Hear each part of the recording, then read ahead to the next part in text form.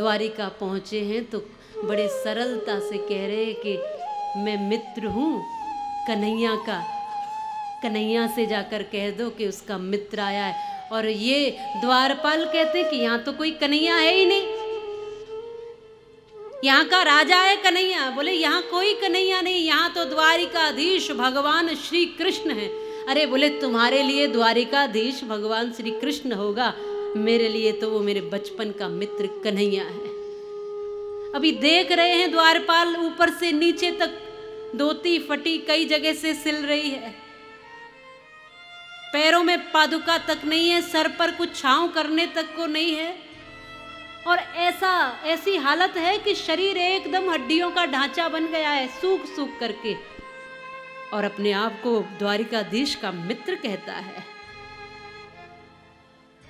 फिर भी क्योंकि द्वारिकाधीश के द्वारपाल है ना, कह देंगे। भगवान के पास पहुंचे, भगवान भोजन करने ही वाले थे कि कहा एक सूचना है, कोई व्यक्ति आया है आपको अपना मित्र बता रहा है, बड़ा कमजोर सा गरीब सा लग रहा है, फटे हुए वस्त्र है, हालत ठीक नहीं है, पर आपको अपना मित्र कह रहा है। भगवान ने पूछा नाम क्या बताता है? इन्होंने कहा कि अपना नाम सुदामा बता रहा है। बस जो ही सुदामा नाम सुना, भगवान श्री कृष्ण ने थाली छोड़ दी, पटका पीताम्बर छोड़ दिया, पादुकाएं छोड़ दी, जैसे थे वैसे उठ भागे हैं। मेरा मित्र आया है, सुदामा आया है, बचपन का मित्र आया है।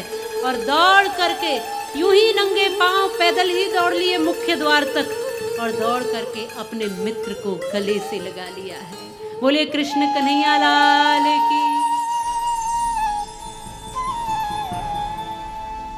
नेत्रों से आंसू बह रहे हैं, दोनों अश्रुपात कर रहे हैं, दोनों रो रहे हैं।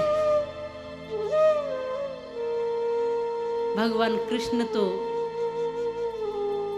उनकी दशा पर रो रहे हैं, उस दशा को देखकर, और सुदामा उनके स्नेह को, उनके प्रेम को देखकर रो रहे हैं।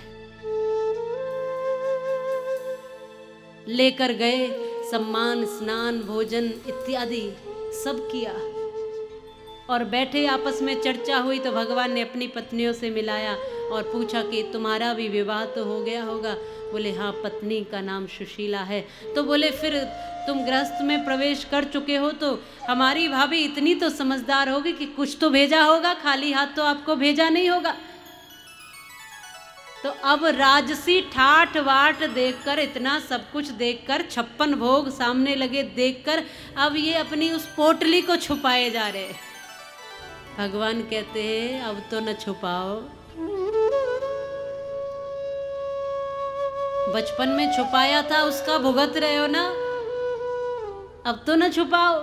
जब सांदीपनी मुनि के आश्रम में, जब गुरुकुल में वेदाध्ययन करते थे, तब गुरु माता ने एक बार चने दिए थे इन सुदामा जी को, एक मुट्ठी चने इनके, एक मुट्ठी चने श्री ठाकुर जी के,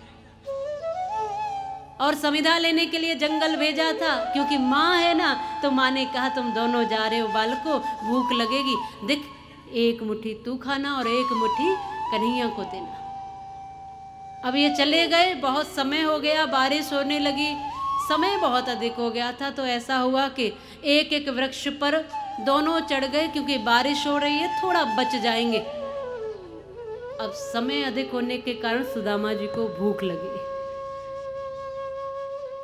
तो अपनी पोटली खोली और अपने हिस्से के चने खाए। अभी पेट भरा नहीं है, देखा कि कन्हैया तो दूर है, तो वो भी खाने लगे भगवान के हिस्से का भी।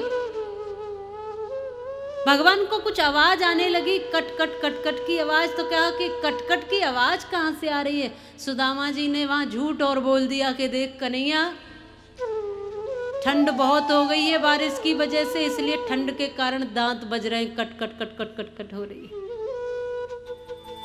आज वही याद दिला रहे हैं कि उस समय छुपाया था, तो आज तक गरीबी भुगत रहे हो, अब तो न छुपाओ। अब सोचो दूसरे का अधिकार खाने से क्या होता है। और लोग तो ऐसे भी हैं कि कहीं से भी आ जाए सबका अधिकार खा जाते। होता है, इसका भी, उसका भी, इसका भी, उसका भी, कई बार होता है ऐसा। तो अब ध्यान रखो कि अपने ही अधिकार का, अपने ही हिस्से का खाएंगे, जो मिला है मेहनत का, ईमानदारी का, और भगवान के गुण गाएंगे, बस आनंदित रहेंगे। किसी का छीन कर नहीं खाना है, किसी का अधिकार नहीं खाना है। हो सके तो थोड़ा अपने निवाले में से दे देना किसी को।